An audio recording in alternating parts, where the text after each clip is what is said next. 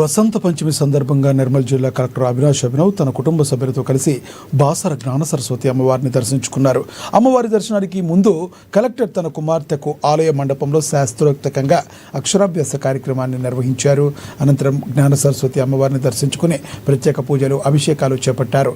ఈ సందర్భంగా ఆలయ అర్చకులు కలెక్టర్ దంపతులకు వేదాశీర్వచనాలు అందించి అమ్మవారి తీర్థ ప్రసాదాలు అందించారు. దర్శనం అనంతరం కలెక్టర్ ఆలయ క్యూ లైన్ను పరిశీలించారు.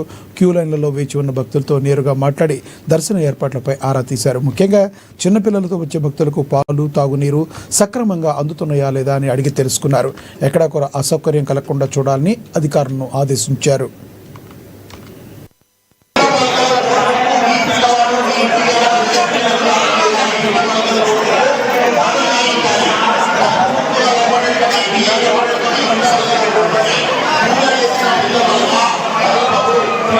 అమ్మవారికి దండం పెట్టుకొని ఇప్పుడు మీ పిల్లల చేత పలక మీద పసుపు కుంకుమ అక్షంతలు వేయించి